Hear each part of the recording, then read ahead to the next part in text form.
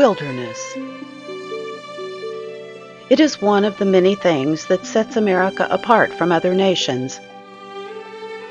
In 1964, President Lyndon Johnson signed the Wilderness Act. This important piece of legislation provided a federal definition for wilderness and a national system of protected areas that is added to regularly. It was the first legislation of its kind anywhere in the world, and it protects areas for both current and future generations from logging, road building, and other uses that degrade an area's pristine and scenic nature. Since 1964, nearly 110 million acres of America's public lands have been designated as wilderness by Congress. These lands provide clean water, habitat for wildlife, and opportunities for Americans to hunt, fish, hike, camp, ride horses, and watch wildlife.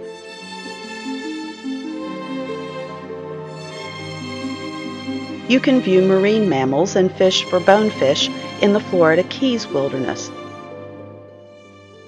or encounter nesting sea turtles at South Carolina's Cape Romaine Wilderness. You can fly fish for trout in Montana's Bob Marshall Wilderness or hunt for elk in Idaho's Frank Church Wilderness. Wilderness is also a great place to bring the entire family to explore and grow together. Sometimes a wilderness experience can provide an unforgettable wildlife encounter. For Christians, wilderness offers an opportunity to see God's creation in its purest form, undeveloped and untrammeled. Many people feel closer to God in wilderness than just about any place.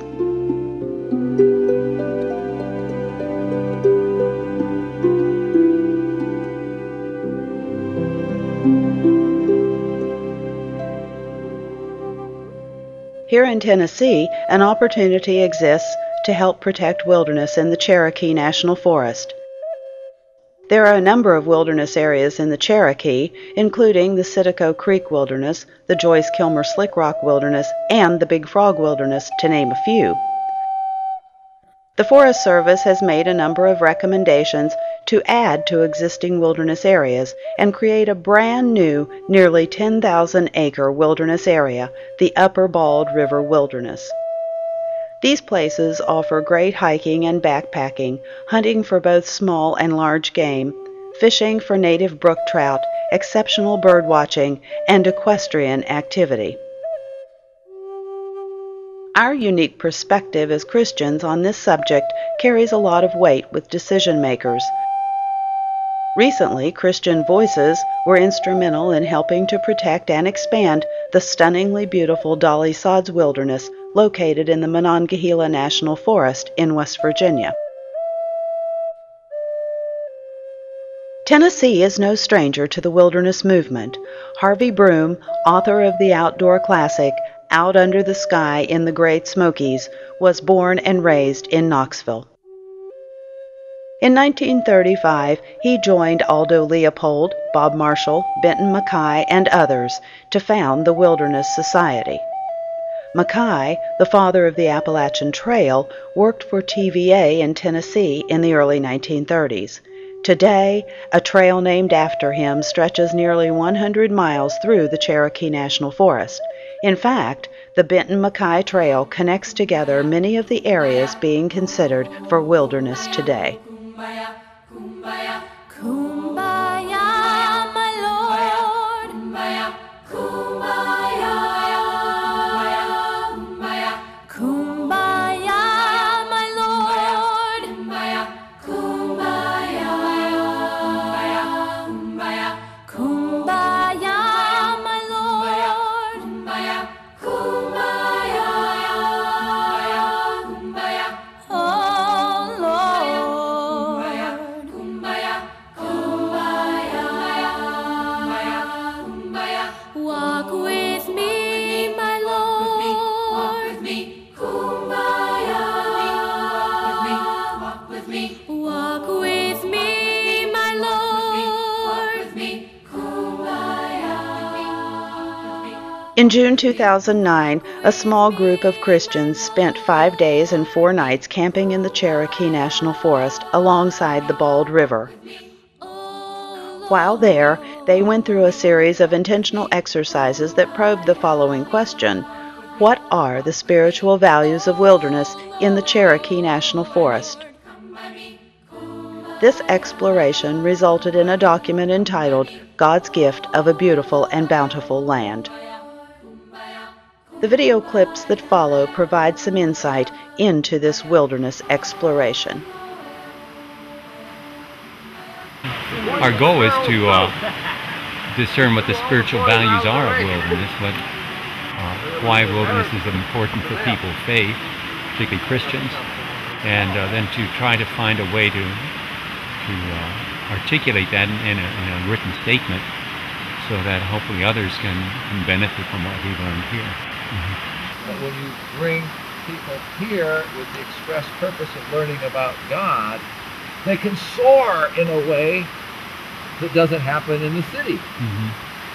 And so that's why historically people went to the desert, they went to the wilderness, not because they were getting away from people, but they wanted a stronger experience of Jesus Christ. That was the heart of it. And that's what we're finding here today too. We're finding that there's an opportunity for a more fervent, a more readily accessible holy experience. That's here. But we have to follow a process to get there.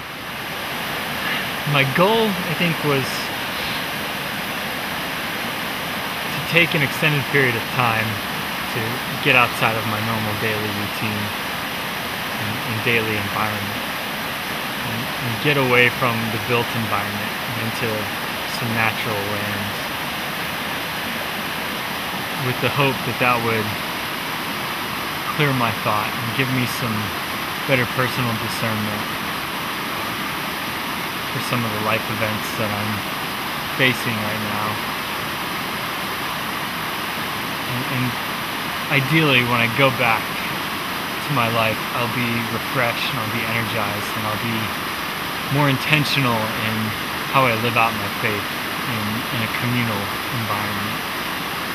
God the Creator is in all of His creation, so we have this knowledge, and it's sort of a treasure hunt. It's sort of a way of getting out into wild places that are untrammeled, places that are away from the distractions of civilization, with a group of people, and seeking Christ in each other and finding that, but also finding Christ in the wilderness, in the creation, in the trees, in the brooks, in the animals, in the earth, so that it becomes like it's almost a dual purpose mission in that, and they both go hand in hand. It's very hard to separate for me the Christ of creation and the Christ that is in each of us, as we are part of His creation.